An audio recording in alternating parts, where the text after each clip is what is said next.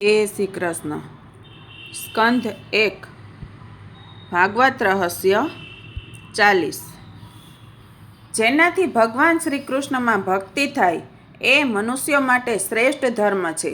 ભક્તિ પણ એવી કે જેમાં કોઈ પ્રકારની કામના ના હોય અને જે નિત્ય નિરંતર થાય. આવી ભક્તિથી હૃદય આનંદરૂપ પરમાત્માની પ્રાપ્તિ કરીને કૃતકૃત્ય થઈ જાય છે. સૂતજી કહે છે, જીવાત્મા અંશ છે, પરમાત્મા અંશી છે. આ જીવ કોઈ જીવનો અંશ નથી. જીવ કોઈ જીવનો નથી. જીવ ઈશ્વરનો છે. ઈશ્વરથી વિખૂટો પડ્યો છે, તેથી તેની દશા બગડી છે.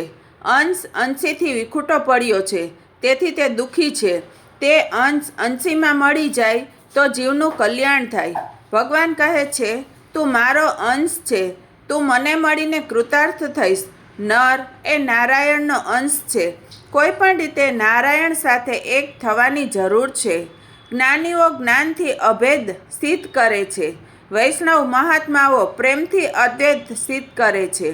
પ્રેમની પરિપૂર્ણતા અદ્વૈતમાં છે. ભક્ત અને ભગવાન છેવટે એક થાય છે. ગોપી અને કૃષ્ણ એક જ છે. જીવ ઈશ્વરથી કેવી રીતે વિખૂટો પડ્યો તેની ચર્ચા કરવાની જરૂર નથી. આ જીવ ઈશ્વરથી કેમ અને ક્યારે વિખૂટો પડ્યો તે કહી શકાતું નથી, પણ જીવને ઈશ્વરનો વિયોગ થયો છે એ હકીકત છે. આ વિયોગ ક્યારથી કેમ થયો તેની પંચાત કરવાની જરૂર નથી. તેનાથી કંઈ લાભ નથી, કંઈક ભૂલ થઈ છે, તેથી ગોટાળો થયો છે અને જીવ મળમૂત્રથી ભરેલા શરીરમાં આવ્યો છે. જીવને મોટો રોગ એ થયો છે કે તેને પરમાત્માનો વિયોગ થયો છે. રોગ થયા પછી રોગ કેમ થયો તેનો વિચાર કર્યા કરશો તો રોગ વધી જશે. ધોતિયાને ડાઘો પડ્યો હોય તો તે ક્યાં અને કેમ પડ્યો એમ વિચારવાથી ડાઘ જશે નહીં. તે પ્રમાણે બહુ વિચાર્યા વગર જીવ ઈશ્વરને મળવાનો પ્રયત્ન કરે તે જ ઈષ્ટ છે. આજથી નિશ્ચય કરો કે હું કોઈનો નથી, હું ઈશ્વરનો છું.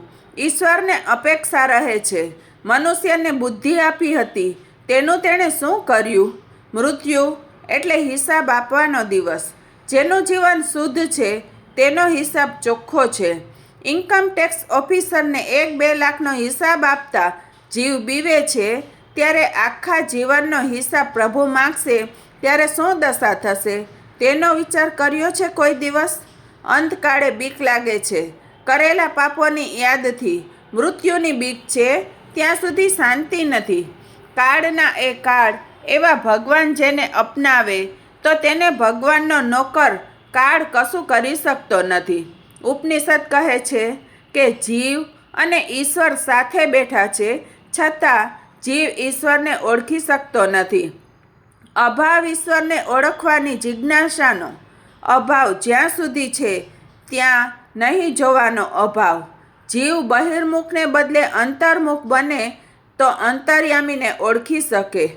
એક મનુષ્યને એવું જાણવા મળ્યું કે ગંગા કિનારે રહેતા એક સંત મહાત્મા પાસે પારસમણી છે. પારસમણી મેળવવા તે મનુષ્ય સંતની સેવા કરવા લાગ્યો. સંતે કહ્યું કે હું ગંગા સ્નાન કરીને આવું પછી તને પારસમણી આપીશ. સંત ગયા પછી પેલાનું મન અધીરું થયું.